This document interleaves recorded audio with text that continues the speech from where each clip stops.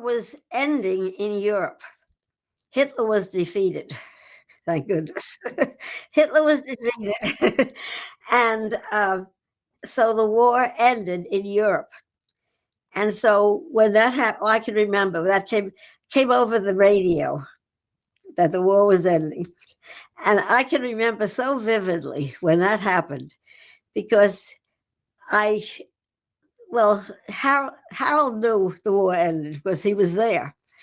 And when I knew it came over the radio that this was the end now because they defeated Hitler, and I can remember Judy Ann was in her little bassinet upstairs in the room that had been that I grew up in. I can remember going up to her little bassinet. Although the bassinet, was the one that was mine. I think you had it after a while. The little white bassinet.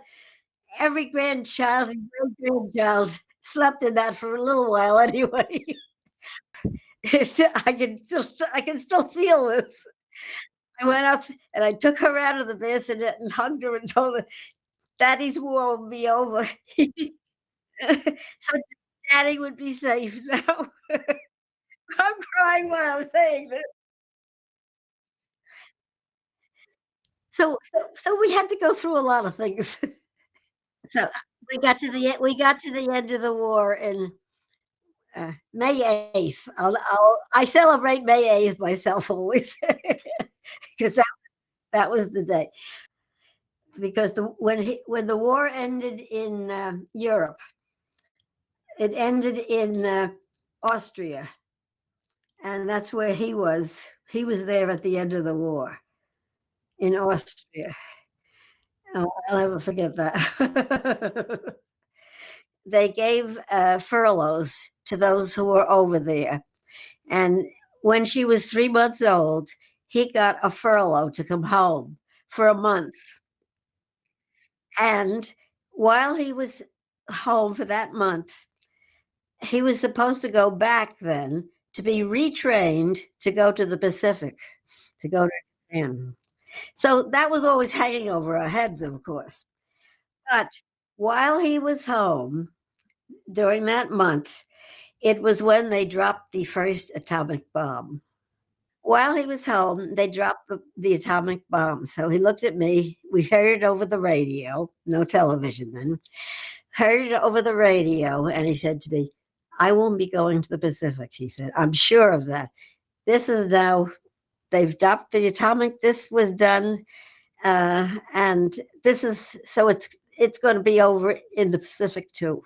Hiroshima is what I was trying to think. So he did come home then for that month. And of course, she was really cute at 3 months of it. A 3-month-old baby is cute then. But so he never really saw her as a very infant. So he missed that with her.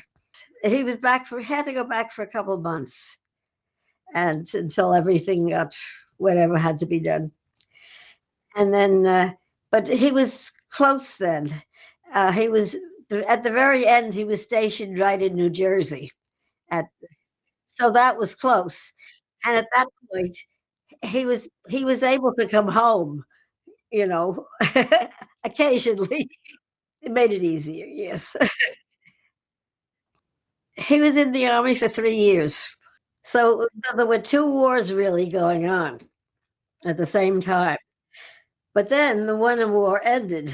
You see, Harold's war, I always called it.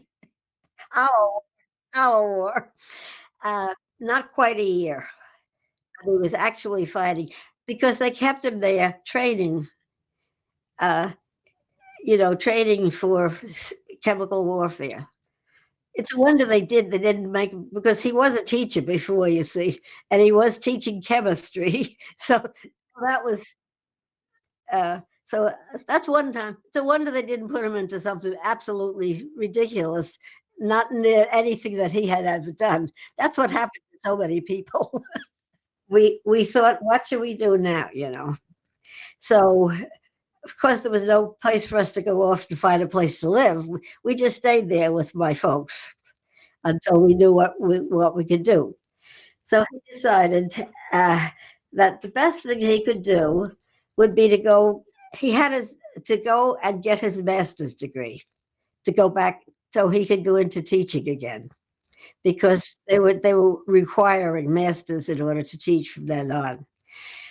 So he decided, well, he'll go, and Uncle Sam paid for it.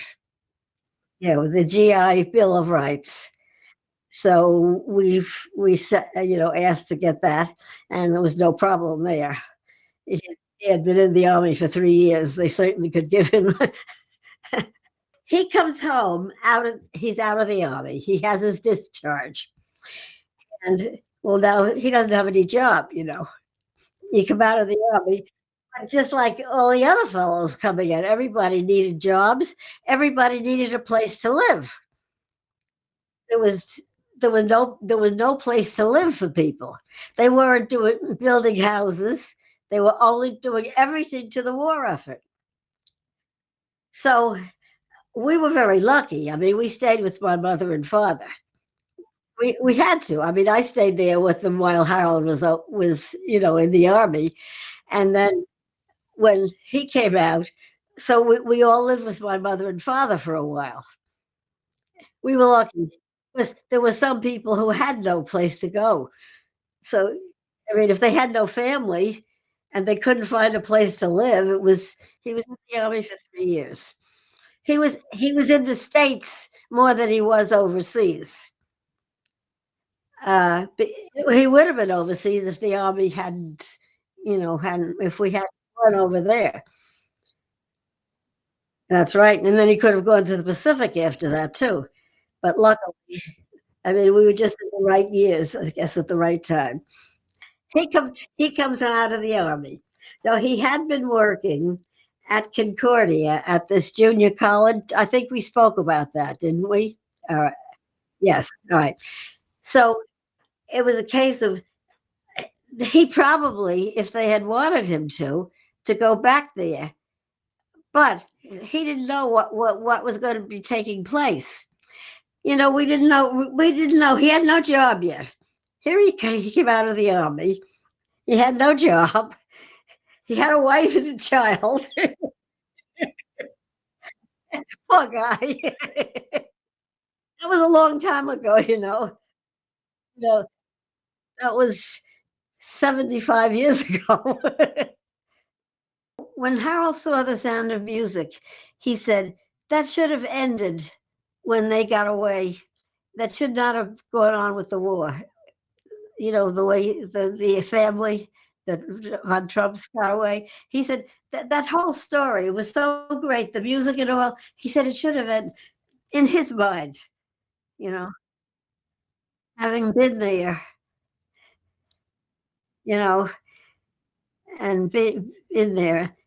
Luckily, they did not have to use the chemicals, so he never had to use those.